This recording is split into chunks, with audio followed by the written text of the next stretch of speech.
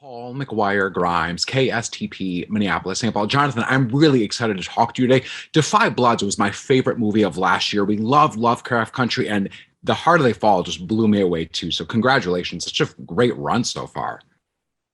I'm gonna end this interview right now. That's all we need to talk about. That's fabulous. Print that, put it on repeat. Cool.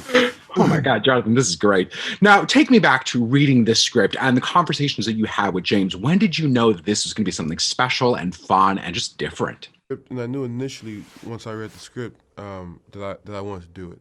I was at my best buddy's house, sitting at his kitchen table, just reading it, and it was late night. And I remember he walked in and I said, "Hey, I'm gonna do this Western movie, man." And he said, "Oh, cool, bro." And I said, "Yeah, cool."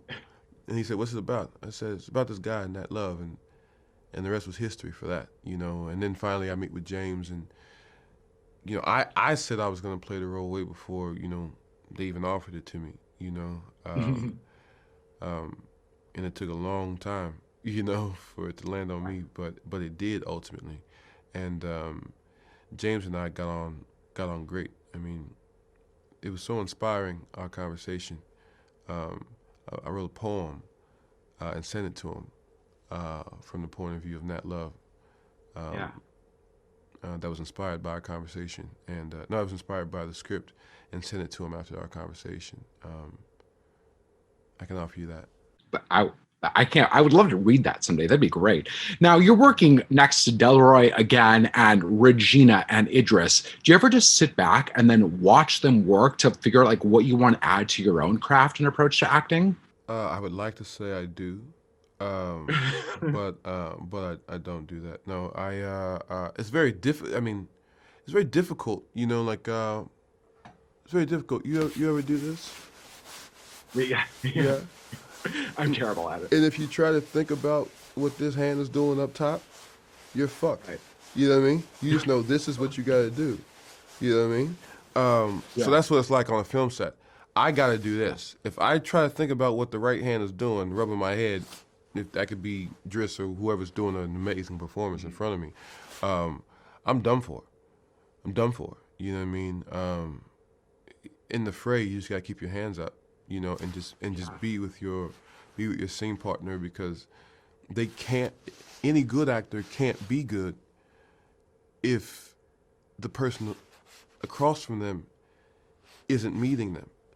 So I would be doing them a disservice to be, slightly taking notes, or doing a little Right. bit of that. While they're doing their work, it's not. That's actually not playing fair, because they're not doing that with me. Yeah. They're giving me everything they have, and I then in return have to give it back to them.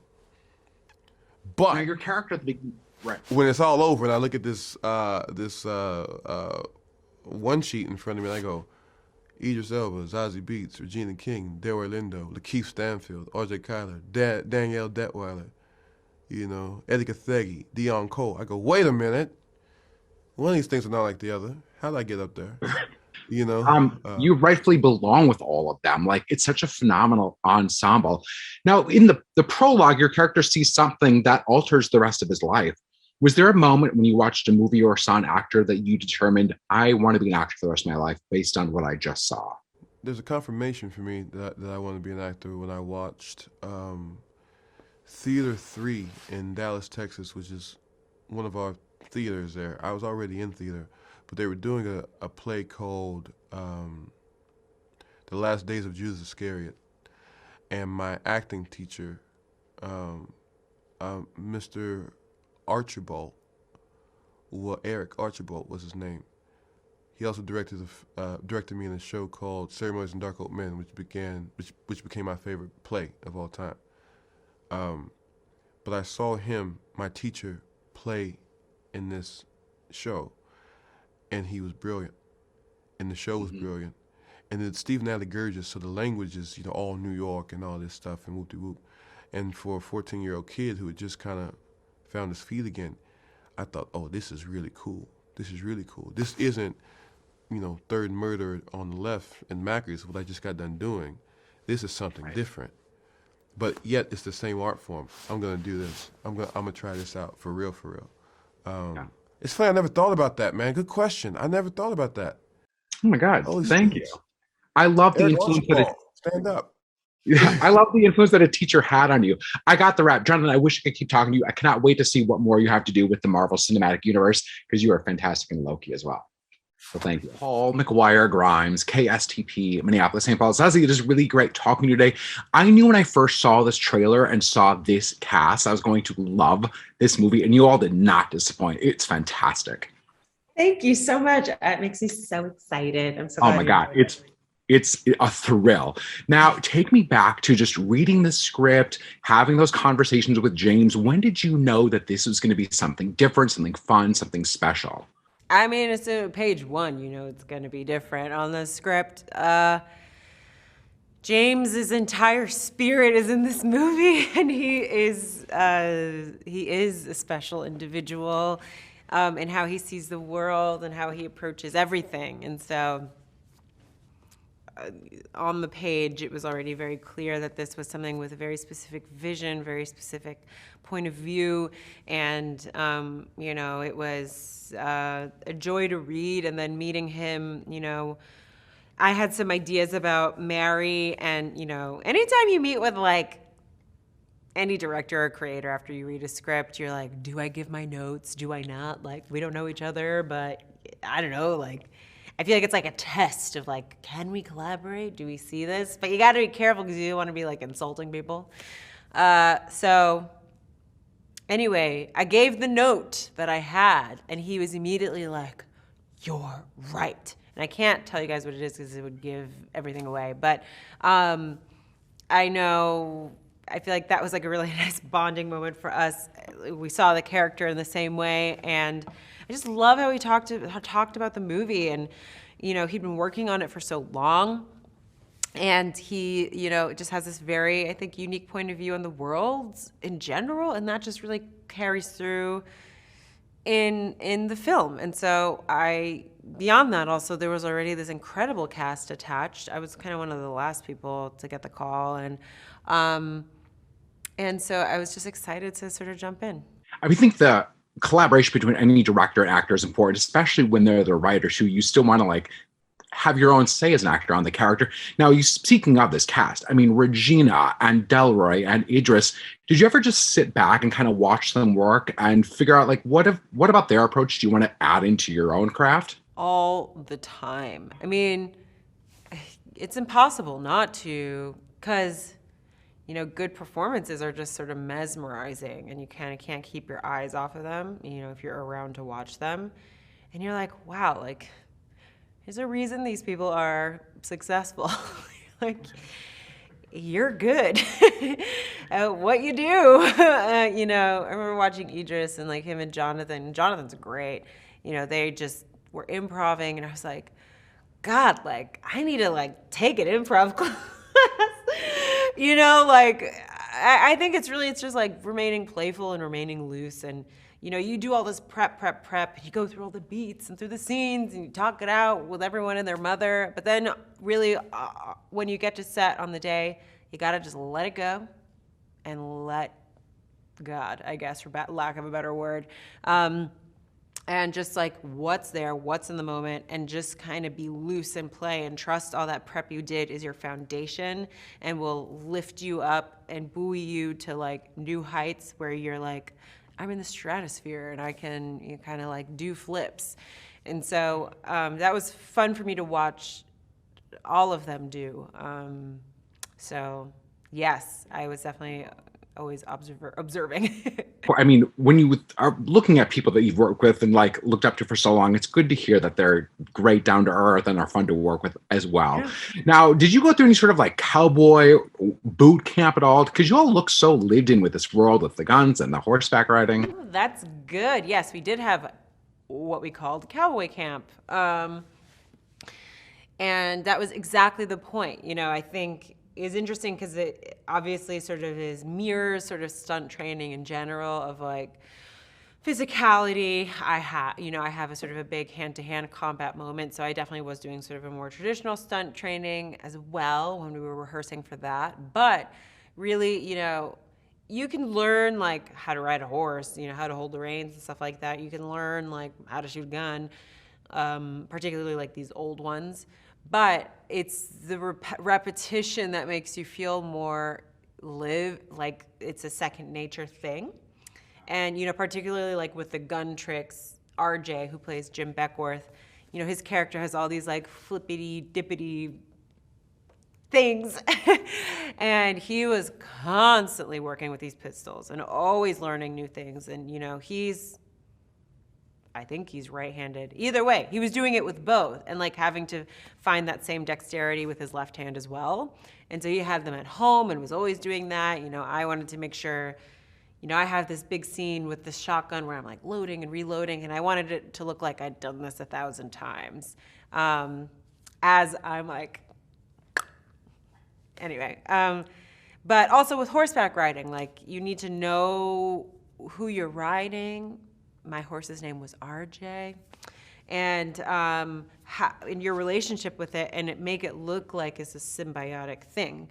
And that doesn't happen just like learning how to pull a rein and say go. So yes, we were in cowboy camp. That's fantastic. Zazie, this has been great today. I got the wrap. It's been great talking to you. I'm sorry, I blabbered on. I love it. I love it. Thank you. I appreciate it. This is fantastic. Yeah. All right, bye. I love Minneapolis, by the way. My fiance's from there. Oh my God, amazing. From Minnesota. Yeah. Minneapolis. It's a great state. It's a great city. Yeah. Paul McGuire Grimes, KSTP of Minneapolis, St. Paul. Jeymes, it is really great talking to you today. I knew when I watched this trailer and saw this cast, I was going to love this movie, and you all did not disappoint. I loved it. It was really fantastic. So thank you. Thank you, Paul, man. Thank you for your kind words, and thank you for your energy. Yeah. Thank Now, you for watching and liking it. Oh, yeah. Now, Delroy Lindo's character is based on a real person. Some of the other characters are really inspired by others, too. What was the most striking thing about this time period and some of these lesser-known voices that you wanted to tell this story? Well, really, Westerns are my favorite genre. As much as I love film, as much as I love all genres, Westerns were always my favorite genres, but they always gave us a narrow vantage point, right? Women were always subservient. People of color were treated as less than human and subservient at best. When there was a black person in Western, more often than not, they'll give reason at some point for why this black person is rolling with these people. Like, oh, he was a slave that used to belong to, So for me, I just really wanted to tell a story, especially when I found out, growing up, about all of these other characters in it. I wanted to tell a story that brings forth all of these characters that really existed in that space and time. So people will watch The Harder They Fall and never say we didn't exist again. Rufus Buck, Nat Love, Cherokee Bill, Jim Beckworth, Stagecoach Mary, Gertrude Smith, Bass Reeves, and Wiley Esco, and just all Bill Pickett, all of these amazing characters. They're all based on real characters that really existed. And you brought like a phenomenal cast to use in this movie. I mean, this ensemble is insane. One of my favorite ensembles of the year. Did you write with any of them in mind? And were there things that they did that you were kind of surprised by? And do you maybe see their character in that way, but you're like, oh yeah, that was the right choice? Absolutely, man. Like, I believe when I write a character, as soon as it's cast, I don't own that character anymore. And so I would hope Regina King would play Trudy Smith, but I didn't know Regina, so I wouldn't have any idea if she'll do it or not. Idris Elba, there was no version of this movie without Idris Elba as Rufus Buck. So there was that, and Idris him and I are good friends. We go back over 10 years. So for me, he was always on board in my head. Yeah. But everyone else, I didn't know whether I'll get them. And Regina and I met over FaceTime, and she agreed to do it. And I was like, oh my God, now I've got Idris Elba and Regina King. And then Idris Elba, Regina King, Jonathan Majors. Idris Elba, Regina King, Jonathan Majors, Lakeith Stanfield, and so on and so on.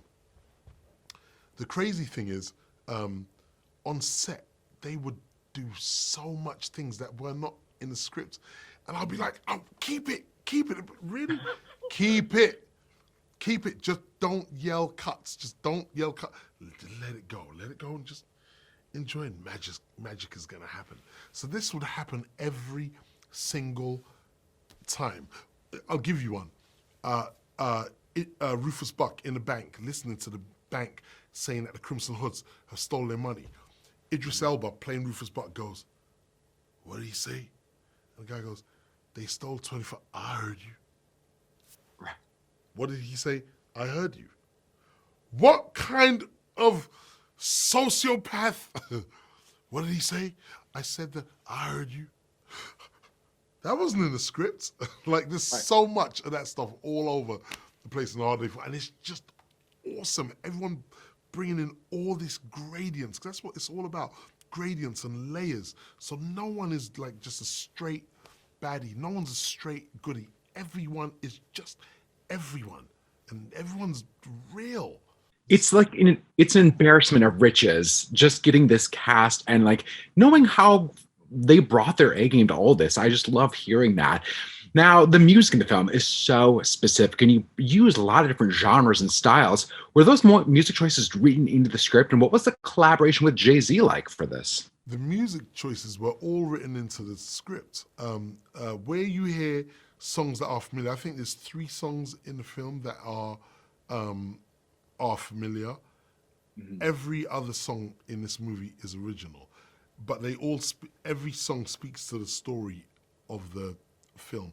I wrote and produced the entire soundtrack and composed the score. So basically everything was in language. Every single song that is sung was on brand and in uniform, so to speak. And yeah, it's just the Hard Day 4. Jeymes, I love it. Thank you so much. I got the wrap. It was great talking to you. I'm so glad this movie is out there, and I hope people love it as much as I did. So thank you. Thank you, brother, so much. Thank you.